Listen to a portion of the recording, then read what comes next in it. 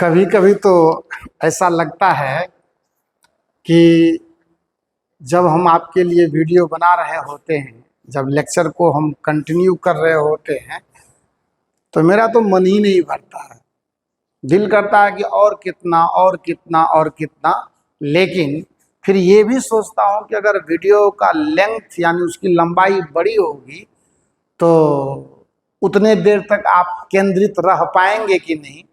इसीलिए थोड़ा छोटे ड्यूरेशन का, मतलब थोड़ा कम समय लेकर के ही मैं इसको कर रहा हूँ, ताकि आपको समझने में कोई परेशानी नहीं हो और सब्जेक्ट आपको बोर न करे, बोरिंग न लगे, क्योंकि उसका जिंदा रहना, उत्साह का जिंदा रहना जरूरी है।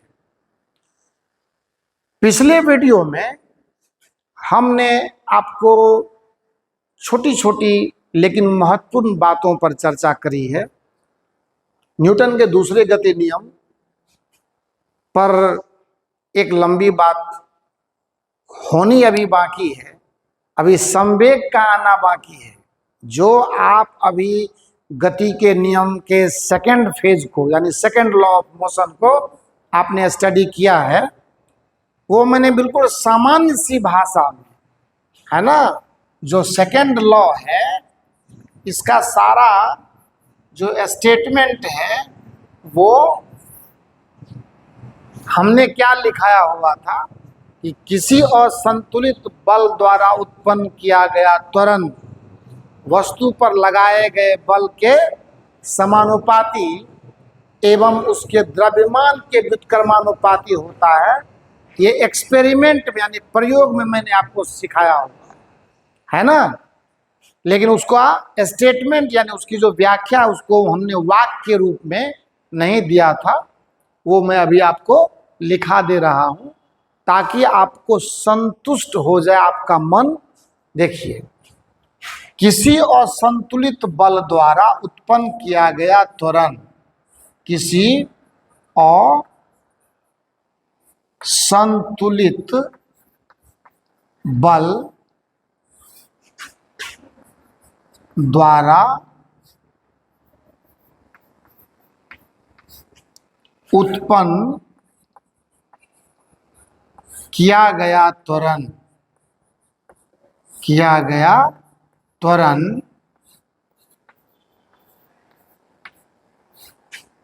वस्तु पर लगाए गए, एक्सपेरिमेंट में पिछले वीडियो में ये हम आपको दिखा चुके थे। एकदम रिलैक्स मूड में हम हैं आज और हर समय रहते हैं। वस्तु पर लगाए गए बल के समानुपाती, लगाए गए बल के समानुपाती और समानुपाती और द्रव्यमान के व्युत्क्रमानुपाती होता है। द्रव्यमान के व्युत्क्रमानुपाती होता है। इतना कह देने से काम नहीं चलता। व्युत्क्रमानुपाती, जिसको हम लोग इन्वर्सली प्रोपोर्शनल कहते हैं, होता है। ये यहाँ तक तो बात है, लेकिन जो महत्वपूर्ण चीज है वो एक्सीलरेशन के डायरेक्शन को, और त्वरण एक सदिश राशि है, वेक्टर क्वांटिटी है, तो उसका भी रिप्रेजेंटेशन, उसके भी विषय में हमें ख्याल रखना बिल्कुल जरूरी होगा। इसके लिखते हैं, तथा त्वरण की दिशा बल की दिशा में होती है। त्वरण की दिशा असंतुलित बल, वो बल जिसकी मैं बात कर रहा हूं वो असंतुलित बल, जिधर की तरफ वो अनबैलेंस होगा उधर ही वस्तु को वो एक्सीलरेट करेगा। दिशा असंतुलित बल की दिशा में होती है, असंतुलित बल की दिशा में होती है, ठीक है ना, बल की दिशा में होती है। अब थोड़ा समझ लेते हैं।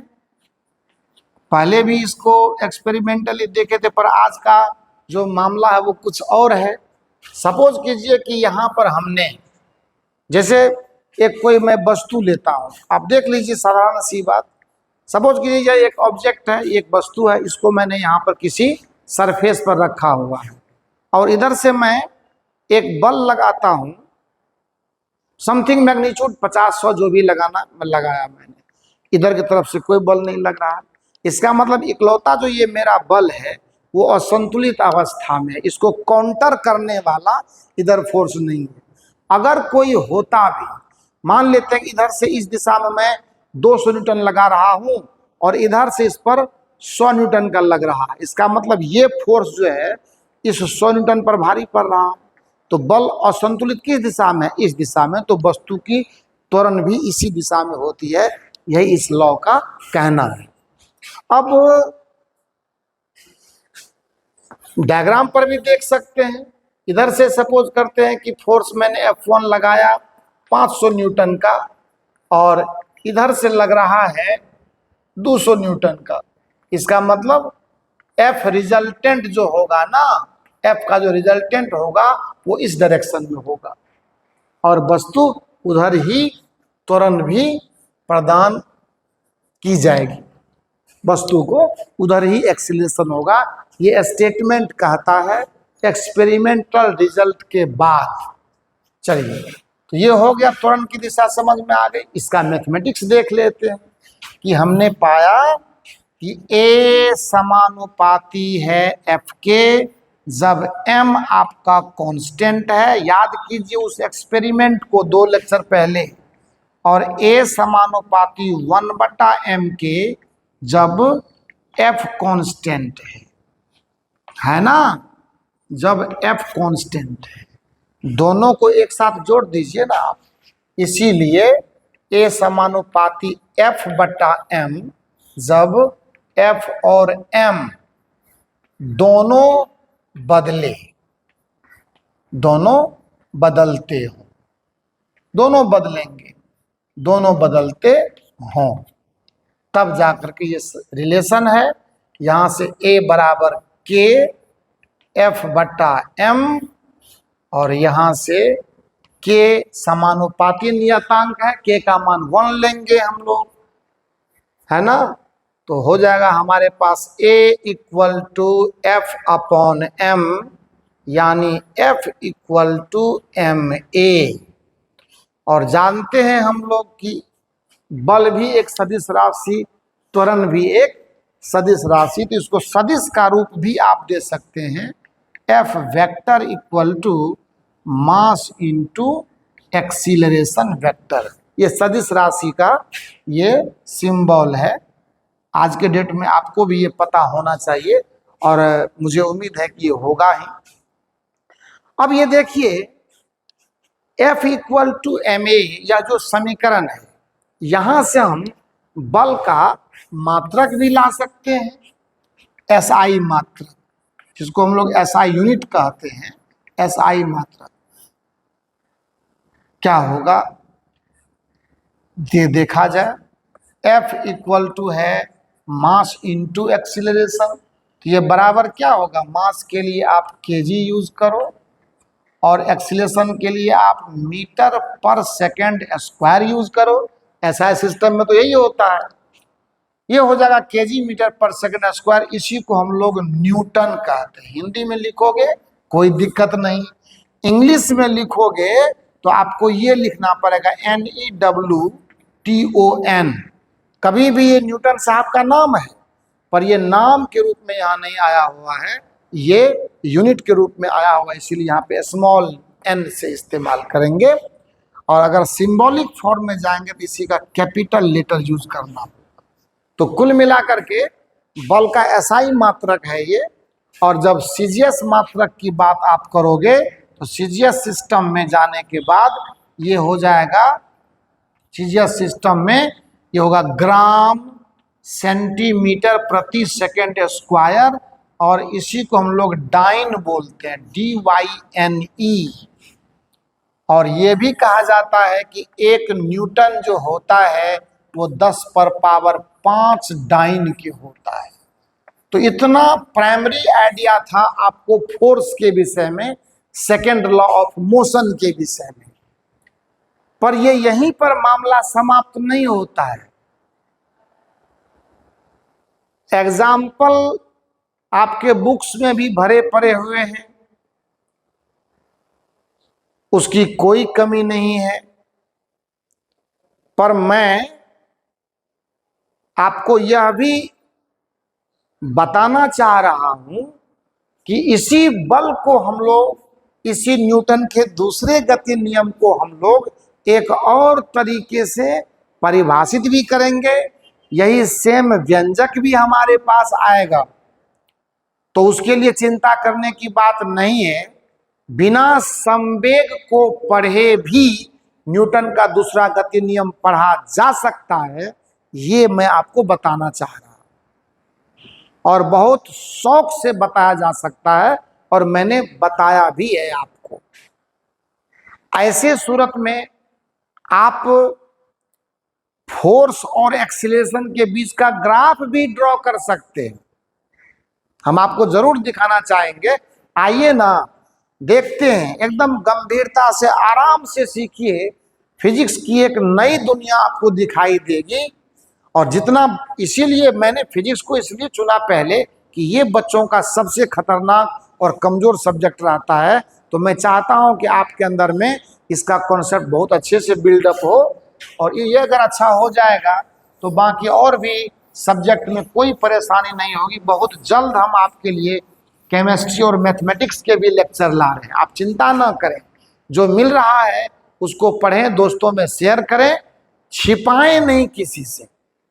जितने दोस्तों में आप इसे बांटेंगे, जितने दोस्तों के साथ मिलकर के आप इसका डिस्कशन करेंगे, इस पर चर्चा करेंगे, उतना ज्ञान आपका बढ़ेगा, उतना मजबूत आपका आत्मबल होगा। कभी इसको नजरअंदाज नहीं करें। मैं आपको बार बार यही कह रहा हूं, मैं समझा रहा हूं, मैं सिखा रहा हूं। तो मैं हमेशा आपके साथ नहीं हूं लाइव, लेकिन जो मेरा लेक्चर जा रहा है वो हमेशा आपके साथ। मेहनत करेंगे, इसका फल ईश्वर आपको बहुत अच्छा देंगे। आइए आगे बढ़ के देखते हैं कि अगर मैं, हमारे पास जो एक्सप्रेशन है, थोड़ा सा ग्राफिकल स्टडी करके देखते हैं, क्योंकि फिजिक्स का लाइफ लाइन होता है ग्राफिकल स्टडी। ग्राफिकल स्टडी करके देखते हैं कि F इक्वल टू ma से हमें क्या क्या हासिल हो रहा है। देखा जाए कि निश्चित तौर पर, और आप ये भी समझे कि A बराबर कांस्टेंट का ही मामला चलेगा। पूरे 9th के सिलेबस में वेरिएबल एक्सीलरेशन की कोई कहानी नहीं पढ़नी है। देखा जाए यहाँ पर, सपोज कीजिए कि मैंने इक्वेशन हमने रखा है F इक्वल टू ma।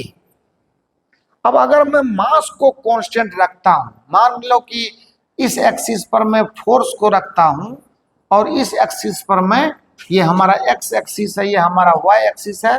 तो इस समय में मैंने इसको क्या किया है, फोर्स और त्वरण का, या बल और त्वरण का एक्सिस मैंने बना लिया। कोई दिक्कत नहीं, आप यहाँ a को रख लो, यहाँ f को रखो, उससे कोई प्रॉब्लम नहीं है। लेकिन यहाँ अगर मैं ये कहूँ कि इस समीकरण में m अगर मैंने कांस्टेंट रखा, जाहिर सी बात है कि ग्राफ जब हम स्टार्ट किए हुए f और a के बीच में, तो ये m बराबर कांस्टेंट का सीजन है। ये निश्चित तौर पर मास आपके वस्तु का नहीं बदल रहा है, द्रव्यमान फिक्स है। तो क्या होगा, यहाँ देखो ना, a, या ऐसे लिखे f समानुपातिक संबंध बना रहा है a के साथ। इसका मतलब जो होगा, अगर a 0 होगा तो f 0 होगा ना। आप तो कॉलम बना करके भी 9th क्लास में, तो ये भी तरीका है ग्राफ खींचने का। कौन सा, ये इस पर मान लो a रखे, x पर हमने a रखा और हमने y पर f रखा, उस हिसाब से कर दीजिए आप। समझ गए ना, करते चलिए, इसे वैल्यू डालते जाएंगे तो हमको आएगा। लेकिन जब a का मान 0 रहेगा तो f भी 0 होगा, इसमें कोई शक नहीं। इसका मतलब ये ग्राफ कैसा होगा, इस तरह का ग्राफ होगा, सरल रेखीय ग्राफ होगा। आप देखते चलिए, यहाँ पर पॉइंट ले सकते हैं, यहाँ ले सकते हैं। आपको मैं थोड़ा थोड़ा काइनेमेटिक्स की याद दिला रहा हूँ ना। काइनेमेटिक्स में भी ऐसा हम लोगों ने ग्राफ बहुत सारा खींच करके देखा था। तो यहाँ भी जमाना बदला नहीं है। हमारा फिजिक्स और हमारा मैथमेटिक्स हमेशा हमारे साथ है। तो जब कभी भी इस तरह का ग्राफ बल और त्वरण के बीच हो, तो इसका मतलब है ये इस तरह से जाएगा। अगर m कांस्टेंट है, a और f के बीच का संबंध वो समानुपातिक होगा। लेकिन यही चीज क्या होता है कि मैंने फोर्स को कांस्टेंट कर देना है। अब क्या करते हैं, एक दूसरा ग्राफ लेते हैं, उस ग्राफ में एक्स एक्सिस यहाँ लिया मैंने और वाई एक्सिस यहाँ लिया, और हम क्या करते हैं, इसको उल्टे रिलेशन में लाते हैं, है ना।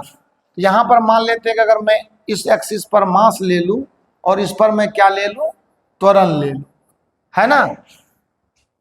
तो या आप इस पर मास ले सकते हैं, इस पर त्वरण ले सकते हैं, कोई दिक्कत नहीं। इस पर आप ले लीजिए मास को और इस पर ले लीजिए त्वरण को। ग्राफ देखिएगा लगभग इस तरह का, व्युत्क्रम अनुपात का ऐसा ही ग्राफ होता है। आई बात समझ में? यानी ये बता रहा है कि ए प्रोपोर्शनल टू 1/m है, लेकिन ये कब, जब f बराबर कांस्टेंट था। तो ग्राफ को एकदम कभी छोड़ना नहीं है, क्योंकि ग्राफ ही हमें हर चीज सिखा करके देगा। देखिएगा ना आप कि जब मैं संवेग को अपना आधार बना करके, जब मैं मोमेंटम की परिभाषा और मोमेंटम पर काम करना शुरू करूंगा, जब मैं आपको संवेग बताऊंगा, तो संवेग के साथ भी न्यूटन का दूसरा गति नियम आएगा और बहुत अच्छे तरीके से आएगा। 11th के सिलेबस में आप जाएंगे तो बहुत बड़ा चैप्टर बन करके ये आता है, लेकिन यहाँ जो दायरा है आपका, उसी दायरे के अंदर रह करके पढ़ाई कीजिए और उस पर पहले कमांड अच्छा रखिए। वो अगर अच्छा रहेगा तो बाकी सब कुछ अच्छा चलेगा। और इस ग्राफ को अगर आपको अच्छे तरीके से ये समझ में आ जाएगी बात, उल्टा अनुपात का है, आप यहाँ पर भी चाहें तो कॉलम बना करके ऐसे ग्राफ को भी ड्रॉ कर सकते हैं, कहीं से कोई दिक्कत नहीं। एक का मान बढ़ेगा ऑब्वियसली, दूसरे का मान क्या होगा, घटेगा। ये ए है और ये एम है, उसी तरह से वैल्यू डाल करके आप डिफरेंट, ये ग्राफ इसको टच नहीं करेगा, क्योंकि आपको ये प्रैक्टिकली पता है कि किसी भी वस्तु का द्रव्यमान कभी शून्य नहीं होता है। द्रव्यमान अगर नहीं है तो अपनी प्रकृति में वो वस्तु है ही नहीं, इसीलिए थोड़ा सा प्रिकॉशन रखना है। इसीलिए मैंने आपको एम को यहाँ ला करके दिखाया कि आप ये इसको सरो, ऐसा नहीं कि यहाँ से सटा करके खींच दीजिएगा, जी नहीं। अपने सेंस को भी मेंटेन रखना है कि मास कभी किसी वस्तु का जीरो नहीं हो सकता है ना। तो ऐसे तो मास यहाँ दिखेगा आपको, क्योंकि एक्सीलरेशन ये इसको टच करने का मतलब है कि मास का वैल्यू इधर जीरो होना, तो ये यहाँ ना यहाँ टच करेगा और जब यहाँ नहीं करेगा तो वहां पर भी। तो इसको बोलते हैं इनवर्स रिलेशन वाला, व्युत्क्रमानुपाती वाला ग्राफ, ठीक है। तो इस तरह से हमने न्यूटन के दूसरे गति नियम की जो बेसिक परिभाषा के आधार पर इसका मतलब एक्सप्रेशन था वो हमने आपको दिया, और हम ये चाहेंगे कि आप इसको अच्छे तरीके से सीखते समझते रहें, और जब अच्छे तरीके से सीखते समझते रहेंगे तो आपका कॉन्सेप्ट ऑटोमेटिकली बिल्डअप होगा, है ना। बस इस लेक्चर को यहीं तक रखते हैं।